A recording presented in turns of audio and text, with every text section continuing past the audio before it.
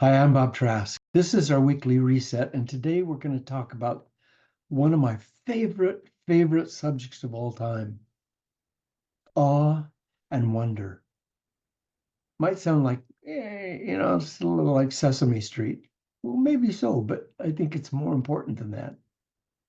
So what if there was something we left behind in childhood that was actually the purpose of life? What if the adult lives we've been living are only a small fraction of who we really are? And there's a way we can discover whether or not that's true, whether or not we really are whole, whether we're really who we came here to be.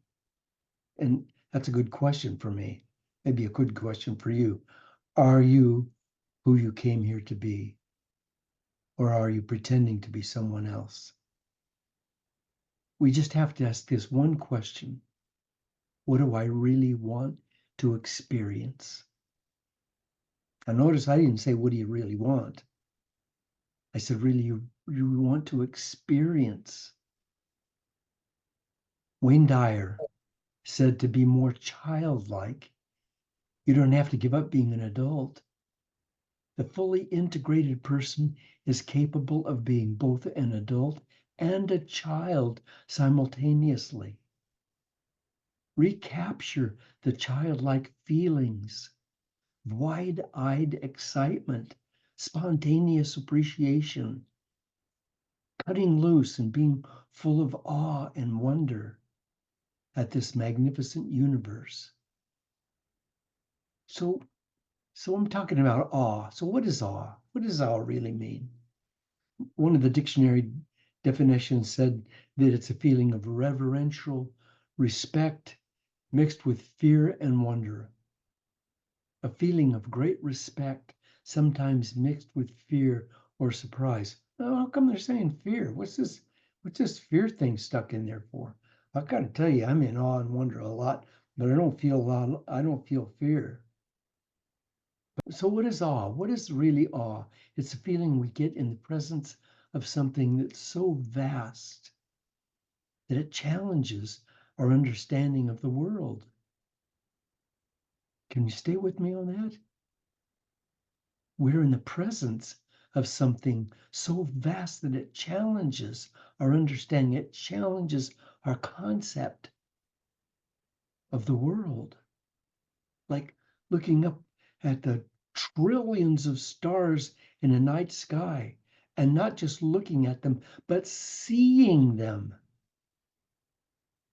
or marveling at the birth of a child. I remember when our little daughter Chauncey came in, and I was there in the delivery room, and when she came into beingness as a baby, something happened inside of me that had never happened before. That that was awe. That was wonder, a miracle. When people feel awe, well, they might use other words, like they might say amazement or surprise or even transcendence.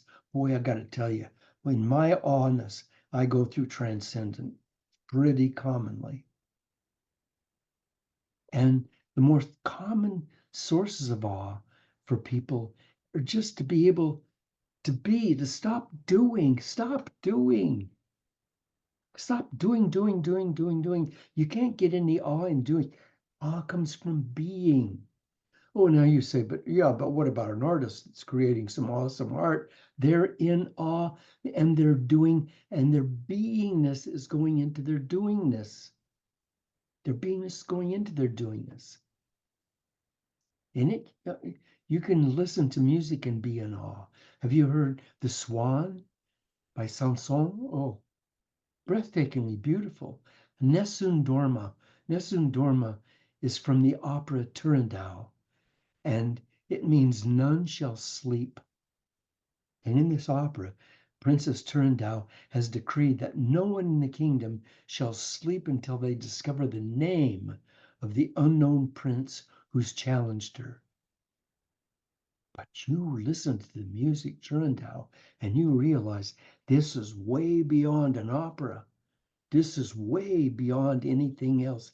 This is miracle. This is reality in its most splendid form coming into being right there in your ears, right there. But we don't often hear it. I mean, we can say, hey, what is this piece of music? Oh, Nelson Dorma. Oh, ah, cool. But we don't get it. We don't get it. We don't allow it to go in and touch our souls, touch us where we live in the deepest, deepest part of ourselves. We don't let that happen. Same thing with eating. You know, we say, well, I'm going to eat. So we sit down with a spoon or a fork and we start gobbling food. And we gobble it down. And that's good because it's good for our bodies. Yeah, it's good. We need to do that. But there's an awe in that.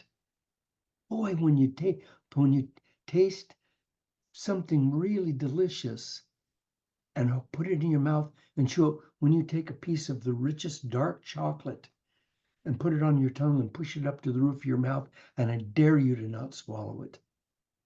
Because then it, that's, the experience just went out, it's gone. But if you just hold that against the roof of your mouth, oh man, something happens inside of you that you can't explain. You can't explain it. You can't, there's no words for it. And scientists believe that awe can have helped our evolutionary ancestors survive. Yeah, they're uncovering the benefits of awe. It's the seat of clear thinking, good health, close relationships. It's like we put all these clothes on, and clothes are our attitudes about who we are and what the world is, and we got all this stuff hanging on us, intellectual stuff and memories and beliefs and opinions and all this stuff hanging on us, and we can't see through all of that stuff. Get rid of it. Dump all that stuff off at least for a few minutes and be a little kid and look at the sky and look at those clouds up there and go, whoa, check it out. Look at those clouds. How does that form like that? How can that cloud be formed like that? And the sky so blue behind it, it's breathtaking. It's not possible to be in awe when we've got it all figured out. Awe as a state of wonder has nothing, zero to do with the intellect. Zero. You can have 5 PhDs and still not be in awe, and still not be in a state of wonder. And until we are in awe, in a state of wonder, then I wonder what the hell we're doing here. I wonder. For the Christians, let me say this. Jesus said the kingdom of God is within you. Right now. That's right. The truth to us, the truth that we accumulate, and that includes health and wealth and relationships. But those things only have a value to us when they make us feel a certain way. If you have billions of dollars, as some people we know do, and it doesn't enrich you. I'm not talking about your bank account. I'm talking about it doesn't enrich you inside. If it doesn't make you well up inside with a sense of splendor, then it's useless. It's not money. It's just stacks of green paper. That's not wealth. That's not wealth. Some people have no money and they're wealthy. But it's an experience. So if I have a perfect mate, and incidentally I do, what makes my experience perfect is that I'm in awe. When she talks, I watch her. I watch her eyes. I don't just listen to her voice, I hear her voice. It's different. Listening and hearing are quite different. I hear her voice. I hear her soul. I hear a little kid inside talking. And if I don't that, then my experience of her is incomplete. because it's lost its flavor. I hold that chocolate against the top of my mouth. I get the flavor. The flavor goes through my system.